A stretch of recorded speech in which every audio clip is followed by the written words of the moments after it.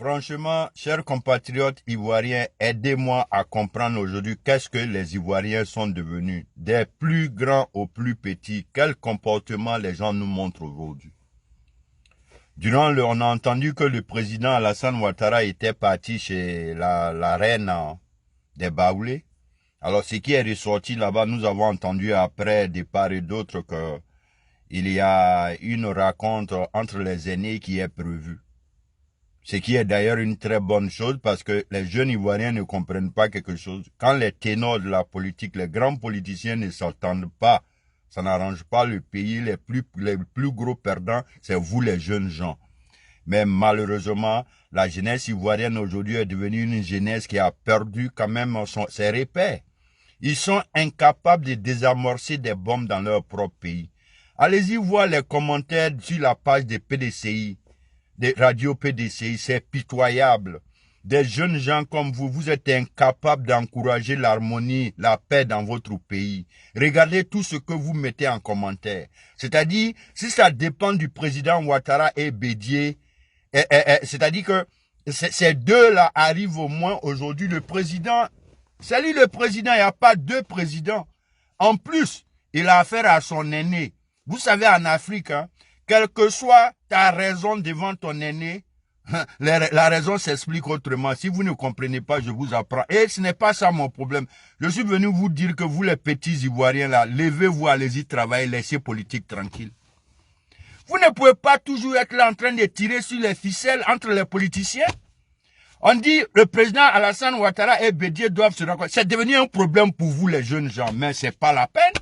Si ceux-là ne s'attendent pas, si les ténors de la politique ne s'attendent pas qu'il y a les troubles dans le pays, que le pays ne bouge pas, les gros perdants, c'est vous les plus jeunes.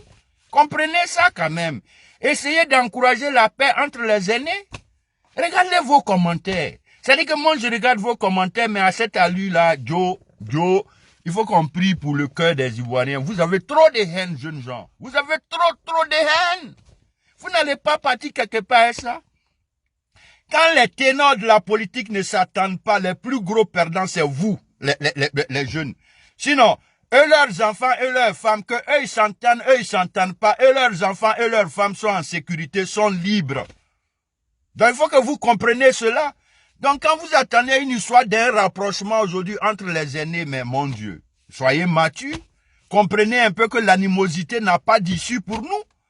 Vous pensez que c'est quelle politique ça? Ah, je n'y vois rien. Levez-vous un peu. C'est-à-dire, je comprends aujourd'hui votre problème. C'est-à-dire, parmi vous aujourd'hui, d'autres n'ont plus d'avenir. C'est-à-dire, quand ils s'asseyent, ils font leurs calculs. Mais vous allez vous lever pour aller travailler, hein, parce que personne n'est né pour être politicien. On travaille et ensuite on devient politicien. Des jeunes gens comme vous, vous avez encore la fraîcheur dans l'âme, dans le corps. Au lieu de vous lever, aller faire des activités lucratives pour vous apporter un peu d'argent. Non, tout le monde s'assoit, tout le monde maintenant c'est politique. Donc quand ils entendent aujourd'hui qu'il y a la division entre les politiciens, ils sont les premiers à applaudir parce que en fonction de ça, ils ont déjà leur mindset. Ils se disent que si les politiciens ne s'entendent pas, il n'y aura pas beaucoup de personnes à côté des uns des autres. Donc, eux, ça va leur profiter. Mais vous, oh là là, jeunes de Côte d'Ivoire, réveillez-vous, hein, réveillez-vous. Encouragez la paix des aînés. Il faut qu'on encourage à ce que Bédié et le président Alassane Ouattara puissent s'entendre. Joe, il y a trop de positivité dans ce pays aujourd'hui qu'on encourage le désordre. Si vous ne savez pas, je vous l'apprends. Ah, Ivoirien. Ah, jeunes de Côte d'Ivoire. Franchement, vous ne voyez pas ce qui se passe aujourd'hui dans votre pays, vous refusez. On comprend désormais parce que vos acharnements, c'est quoi? C'est des combats personnels. Tous ces enfants aujourd'hui qui sont chauds pour qu'il y ait division là. Eux là, dans leur calcul, quand il y a division, eux ils auront des retombées. C'est pitoyable, vous n'irez nulle part. Voilà. Donc, je profite ça, c'est la raconte chose.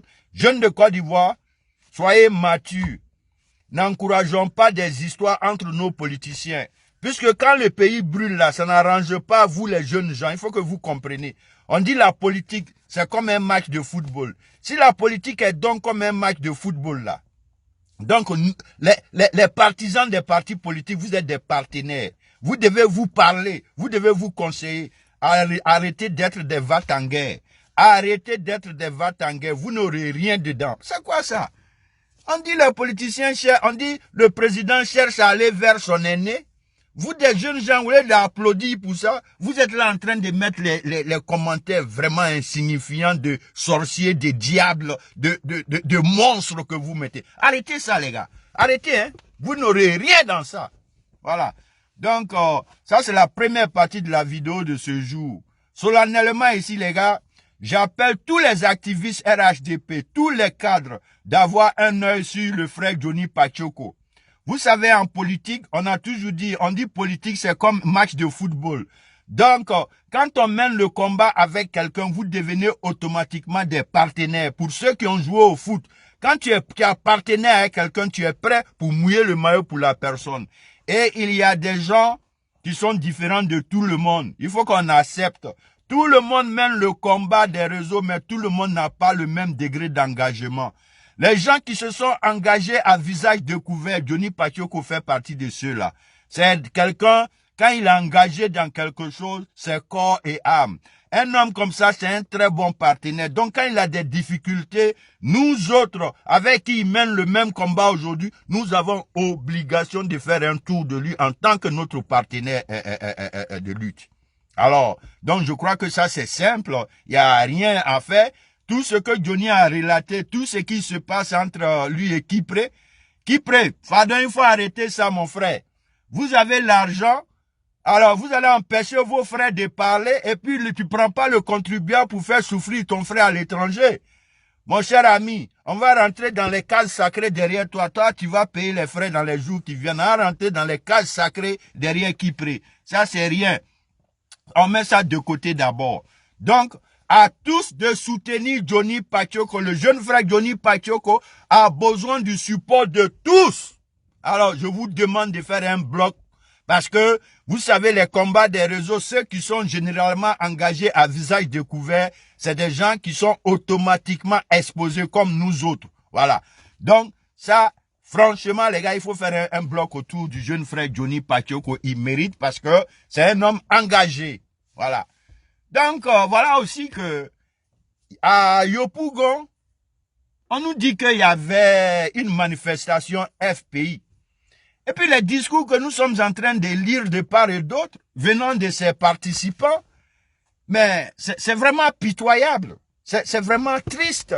Quand je vois c'est Asso Adou, qui aujourd'hui vient s'asseoir devant la face du monde entier.